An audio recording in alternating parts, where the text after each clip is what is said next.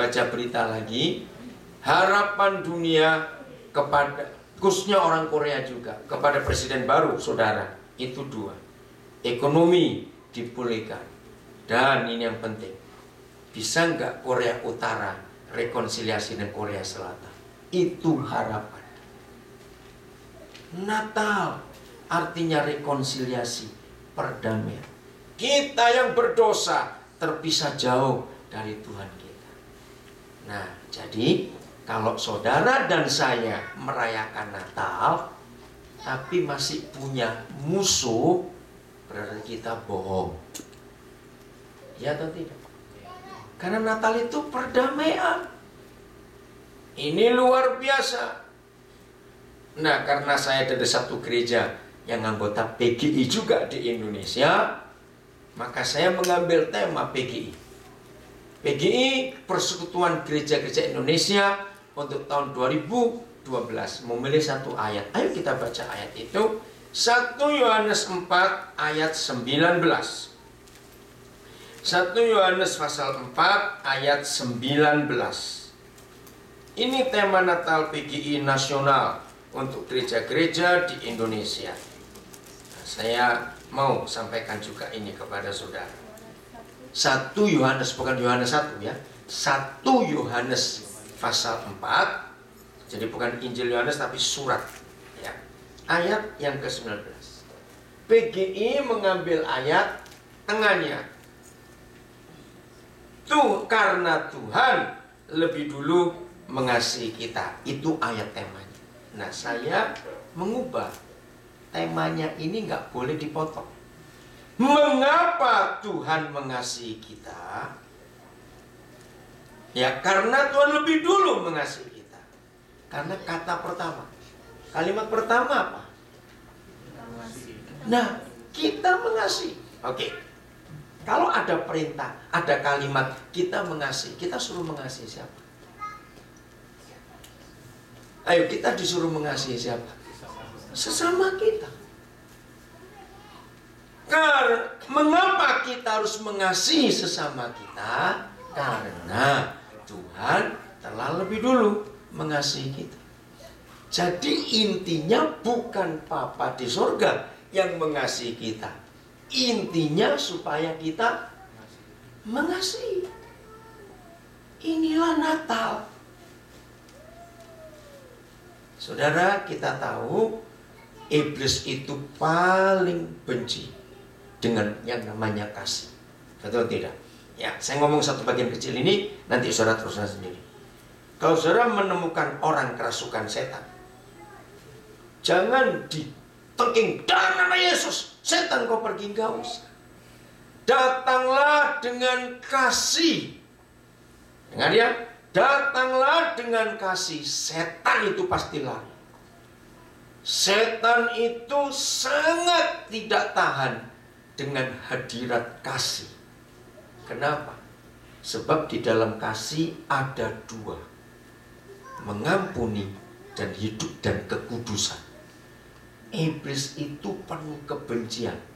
Maka itu kalau ada kasih, mereka nggak tahan. Pasti mereka pergi. Rumah tangga yang berantakan, kalau saudara datang ke keluarga itu dengan kasih, suasananya pasti berubah. Masih ingat doanya Fransiskus dari Assisi? Lord, make me an instrument. Buat kami jadi alatmu. Ya, orang Katolik pasti tahu Fransiskus dari Assisi. Dia seorang padri, seorang romo yang luar biasa. Kalau ada kebencian, aku mau bawa kasih di situ. Kalau ada kemarahan dan peperangan, aku mau bawa damai di situ. Kalau ada sakit di situ, aku mau bawa kesembuhan. Dan itulah yang Yesus Tuhan ajarkan. Karena kita disuruh mengasihi. Ayat 20.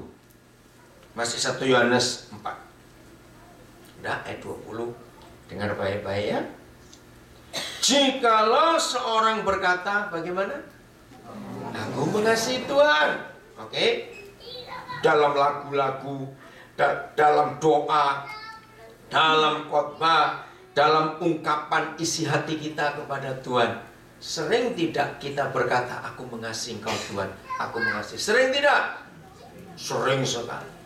Tapi hari ini, Natal hari ini, ayo kita lihat apa yang terjadi kalau mulut kita berkata, aku mengasihi Tuhan, dan ia bagaimana? Ayo, dan ia bagaimana? Membenci saudaranya, maka ia adalah, maaf ya saudara, kita sering lupa ayat ini. Kalau kita berkata, aku mengasihi Tuhan, wah, dengan nyanyian, dengan gaya, dengan pujian, dengan doa, semuanya aku mengasihi Tuhan. Tapi di mulut orang yang mengatakan, aku mengasihi Tuhan, tapi masih benci saudaranya, maka dia adalah apa? Dia adalah pendusta. Saya tanya, pendusta masuk surga atau masuk neraka walaupun dia pendeta? Lihat itu, betul. Maka itu begini ya saudara, dengar baik-baik. Ya, yang belum kenal itu namanya Mister. Saya ganti Pak Yonatan. Oh Yonatan, oh, gak kondo-kondo, gue gak ngerti, aku belum ngerti hari ini. Oh Yonatan, itu namanya Yonatan. Tadi itu. Dengar. Siapa yang pernah dengar cerita ada orang Kristen ini, dia mati tapi mati suri istilahnya, sempat dibawa ke neraka. Lalu waktu dia hidup lagi, kenapa ada yang cerita? Ih, kaget saya waktu di neraka. Saya lihat ada pendeta yang saya kenal di situ. Saya lihat ada orang Kristen. Nah, saya nggak pernah tahu langsung orang itu. Cuma ada berapa orang yang tanya, Pak Daniel, apa betul pendeta bisa masuk neraka? Loh, apakah gelar pendeta itu jaminan? Tidak. Kenapa saya tanya? Ada orang yang pernah mati sebentar, dibawa ke neraka terus dia balik. Nah, saya bacakan ayat ini. Maaf ya, saya tidak menghakimi pendeta yang saudara maksud, tapi saya tahu hukumnya. Kalau ada pendeta masih punya musuh, walaupun dia pintar khotbah, matinya tetap ke neraka. Karena ayat ini, termasuk kita, suruh boleh nyanyi dengan hebat, suruh pelayanan hebat, pendoa hebat, tapi kalau masih punya musuh, pasti masuk neraka. Karena statusnya apa? Pendusta. Itu nggak perlu kuliah, semua bisa sendiri. Katakan amin. Pendusta nggak perlu kuliah. Oke, dengar baik-baik. Mungkin ada yang berkata, oh Pak Daniel, saya tidak pernah benci, saya juga nggak punya musuh, tapi saya malas ketemu. Oh, goblok. Maaf, sama saja. Saya tidak benci, saya tidak punya musuh, tapi malas ketemu. Awas. Kira-kira ada nggak orang Kristen seperti itu? Ya, banyak. Pendusta semua hari ini.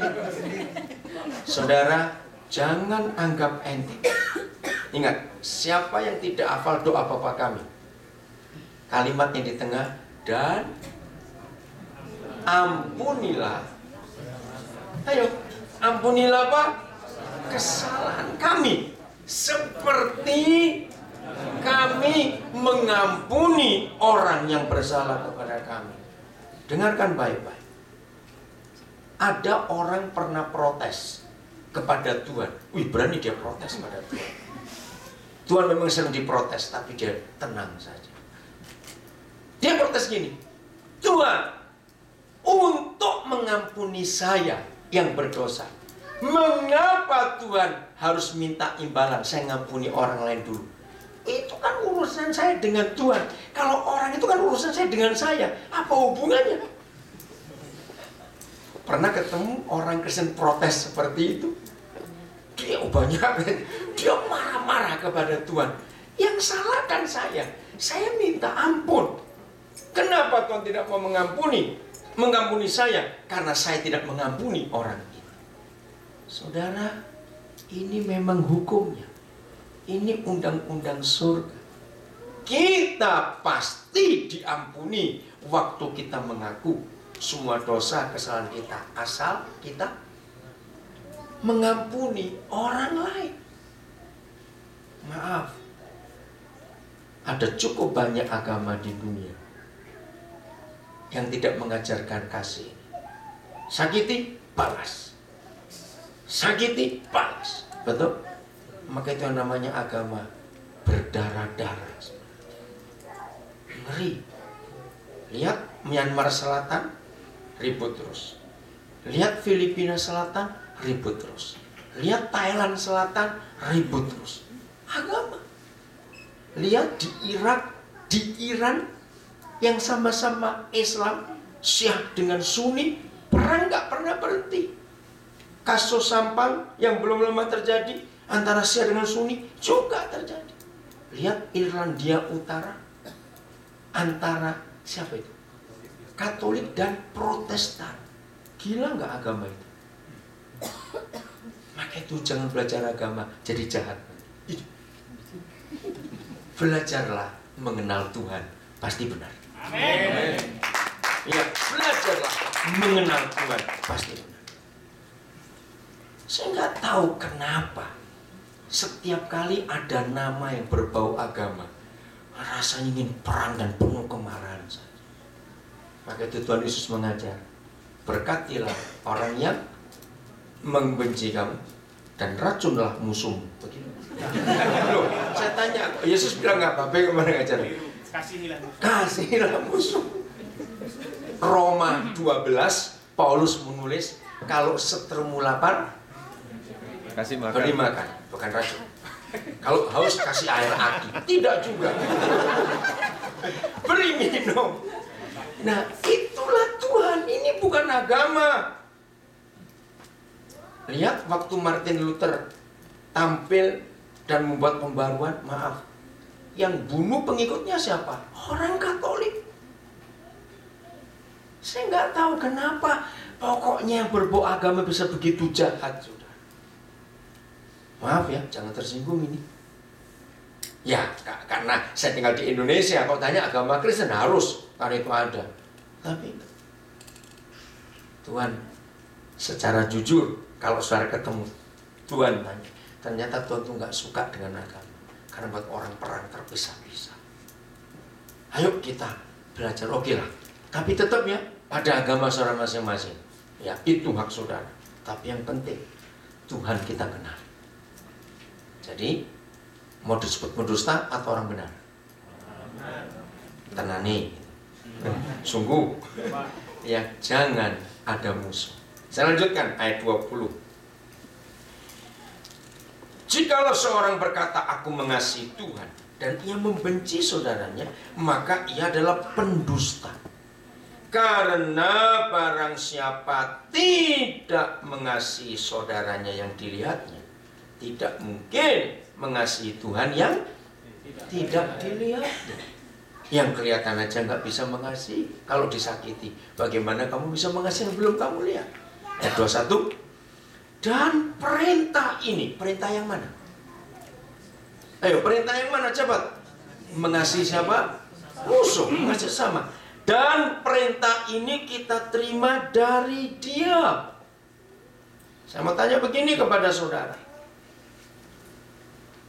Kalau ada warga negara, satu negara, melawan perintah dari pemerintah atau undang-undang, apa sanksinya? Hukuman. Sekarang perintah ini, yaitu perintah untuk saling mengasihi, itu kita terima dari Dia. Maka itu kalau kita melawan, ada sanksi tidak? Ada. Awas ya, jangan keluar dari Hotel Ibis Busan sebelum semua kita mengampuni musuh. Amin. Ayo jujur, jangan cuma kedip-kedip aja gitu. Maaf, ayo jujur. Siapa yang punya koleksi musuh? Koleksi musuh. Serius. Ayo jujur, ada nggak orang punya koleksi musuh? Ada tidak? Banyak. Nah itu dia. Awas, bongkar hati masing-masing. Siapa yang masih punya koleksi musuh? Oke, gini. Paling gampang untuk mendeteksi, untuk melihat kita ini punya musuh atau tidak. itu menghafalkan kata-katanya. Firman Tuhan itu kan kata-kata Tuhan. Oke. Dengarkan pertanyaan saya. Firman Tuhan atau firman musuh yang lebih gampang dihafal? Firman musuh. Nah itu dia. Firman mama mertua atau firman Tuhan yang lebih gampang dihafal? Wah ini kok jadi salah semua, jadi bagaimana ini? Kenapa firman tetangga nyantol betul di sini? Ayo jujur, apa khotbah Muksanim 2 minggu yang lalu? Garuk-garuk apa ya? Baru 2 minggu yang lalu sudah lupa. Tapi kenapa firman tetangga 16 tahun lalu masih ingat? Dan tetangga itu sudah mati 10 tahun yang lalu. Ngerti ilustrasi ini saudara? Ternyata firman musuh lebih gampang dihafal daripada firman Tuhan. Ayo jujur, siapa yang masih nyimpen kata-kata mantan pacar yang menyakiti? Ayo, siapa yang masih simpen yang